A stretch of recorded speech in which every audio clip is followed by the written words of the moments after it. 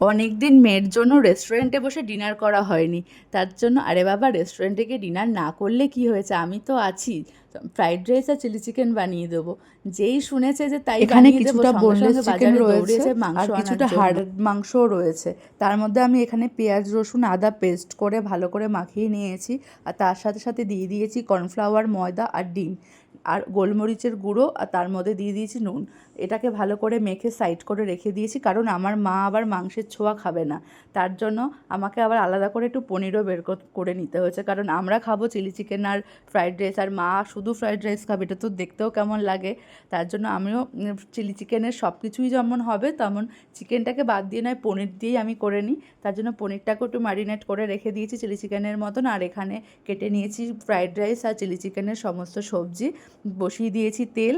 আর পনিরটাকে আমি সে কর্নফ্লাওয়ার ময়দা আর ডিম দিয়ে গোলমরিচ নুন দিয়ে ভালো করে কোটিংটা করে রেখে দিয়ে ম্যারিনেট করে সাইডে রেখেছিলাম। এটা এখন গরম তেলে ভেজে নিচ্ছি। আমার এই যে বড়াটা, এটা চা কিংবা কফির সাথে জাস্ট জমে যায়। আমার তো মনে হচ্ছে এখান থেকেই ভালো করে যখন লাল লাল করে ভাজা হয়ে গেছে, একটা দুটো খাওয়াই যেতে পারে। হ্যাঁ, খেয়েওছি আমরা, কিন্তু কিছুটা আবার রেখেও দিয়েছি মার জন্য।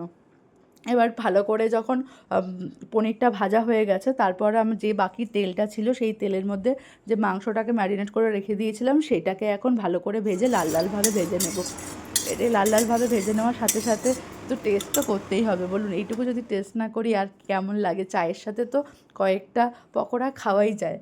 আর এখানে কয়েকটা হাড় দেওয়া মাংস ছিল, সেগুলোকেও ভেজে নিয়েছিলাম। তার সাথে সাথে কড়াই ধুয়ে সেখানে কড়াই গরম করে তেল গরম করে দিয়ে দিয়েছিলাম পেঁয়াজ কিউব কিউব করে কাটা পেঁয়াজগুলো। তার মধ্যে রসুন আর লঙ্কাটা আমি প্রথমে তেলের মধ্যে দিতে ভুলে গেছিলাম। তারপরে সেখানে আবার একটু ক্যাপসিকামও অ্যাড করে দিয়েছি। এবার ওটা একটু ভাজা ভাজা হতে থাক, ততক্ষণে আমি একটা বাটিতে গুলিয়ে নিয়েছি সোয়া সস, চিলি সস আর হচ্ছে টমেটো সস। ভালো করে গুলিয়ে একটা মিক্সচার তৈরি করে নিয়েছি।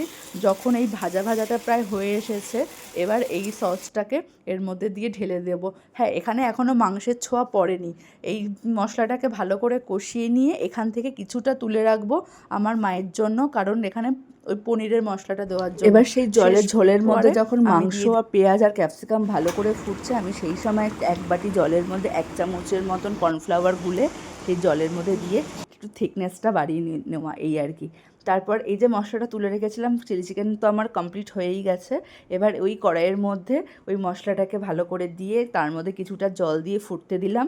এবার তার মধ্যে দিয়ে দেবো ভেজে রাখা পনিরগুলোকে দিয়ে দেওয়ার পরে ভালো করে নাড়ানোর পরে যে এই যে পাতলা ঝোলের মতন রয়েছে, এবার সেই কর্নফ্লাওয়ারটা দিয়ে দিলে ব্যাস সেই থিকনেসটা হয়ে যাবে।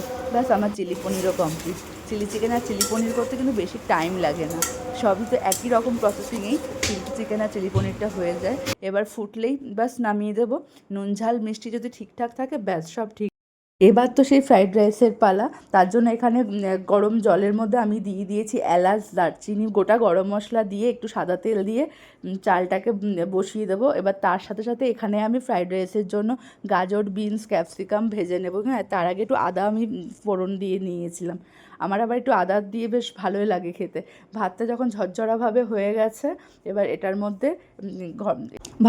গরম ভাতের মধ্যে একটু চিনি ছড়িয়ে নিয়ে যাতে তাড়াতাড়ি গলে যায়, আর তার সাথে সাথে যে ভেজে রেখেছিলাম সবজিগুলো সেগুলো সব মিশিয়ে দিয়েছি। এবং তার মধ্যে একটু টেস্ট বাড়ানোর জন্য গোলমরিচের গুঁড়ো আর গরম মশলা, নুন পরিমাণ মতন, সব কিছু নুন চিনি পরিমাণ মতন রেখে কিছুক্ষণ ঢেকে রেখে ব্যাস গরম গরম সার্ভ করেছিলাম ফ্রাইড রাইস, চিলি পনির আর চিলি চিকেন। আর আমার মতন কারা কারা আছেন যারা বাইরের থেকেও ঘরে বানিয়ে খেতে বেশি পছন্দ করেন? প্রথমে একটু চিলি পনির খেয়ে দেখো, কারণ এটা হচ্ছে মা খাবে। না না, এটাখানে তো কথা বলার কিছু নেই। এখানে বলো খেয়ে কেমন হয়েছে চিলি পনির দিয়ে? নুন কম হয়েছে?